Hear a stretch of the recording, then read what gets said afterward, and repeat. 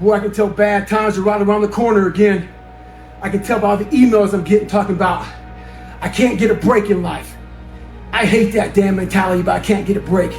You aren't given any breaks in life. You make them for yourself. We are all being tested in life. While my test is different than yours, you will be tested.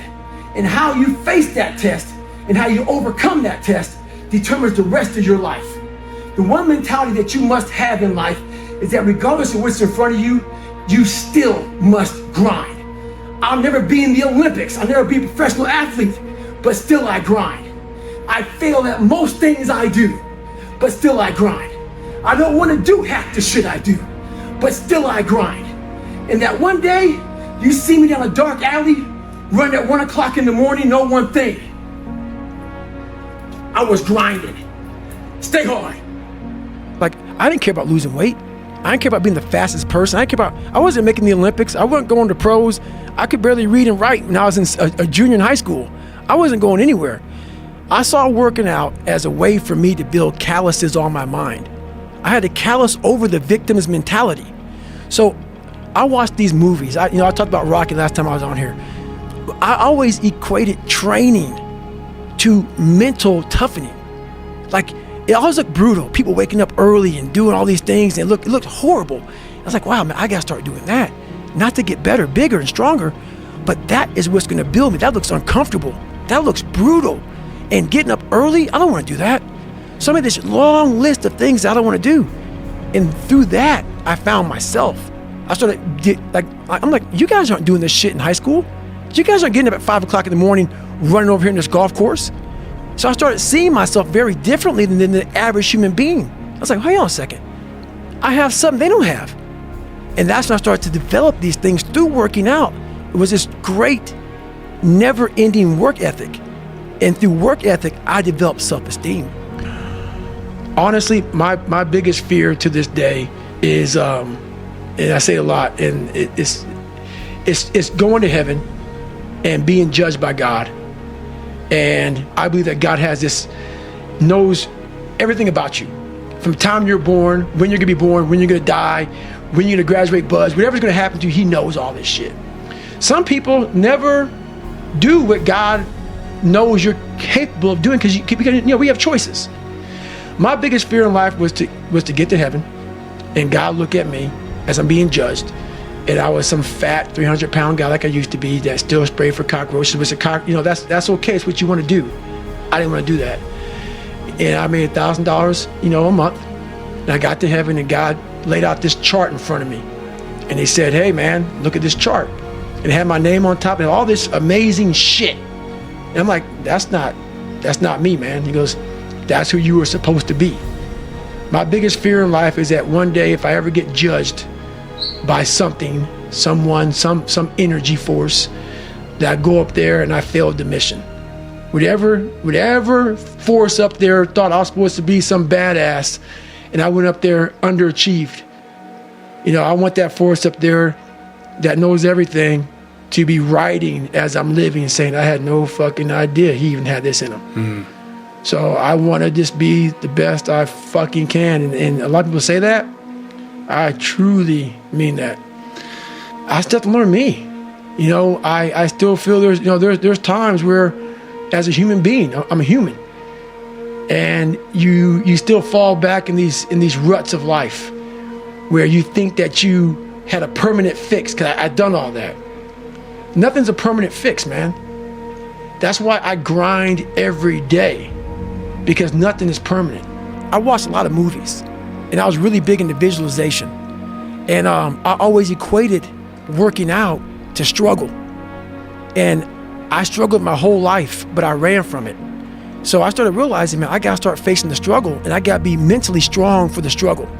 So that's why I started coming up with I'm training for life. Mentally, I'm training for life. I'm not training for to lift 400 pounds. And I found out on my own pretty much, is that through discipline, through self-discipline, through repetition, through tons of repetition of the same thing that you don't want to do, and that's the key thing. Through repetition of things you don't want to do, you develop mental, like an armor for your mind. You start to armor your mind, because your mind's like, okay, we suffer every day. It's what we do.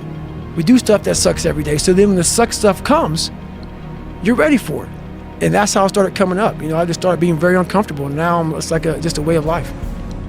The mind's a medieval motherfucker. It's constantly fighting against you. It's the only thing in the history of the fucking world that shows up on time every time. It has a tactical advantage over you. It knows your fears. It knows your insecurities. It knows everything about you. It might be the only thing in that world that knows all about you. You gotta know about it. It's gonna show up when you don't wanna show up. It's gonna show up at the worst time possible when you wanna be successful. It's gonna say, take the easy road. Take the easy way out. You gotta learn your brain like your brain has learned you. If you're willing to suffer and go back in the grind, that internal dialogue you have with yourself when you're in misery and you're uncomfortable, it's a real, scary, unfiltered, no lying dialogue between you and yourself. And people know exactly what the fuck I'm talking about when you're in a bad spot in life and your mind is saying all kind of shit. That's who you really are. That's the real you. No Rocky Balboa moments going on up there. Yeah. You're like, hey, it's around 14. Let's come on, we got this. No, it's like, fuck this, I'm out of here, man. This is crazy. That's where the growth happens.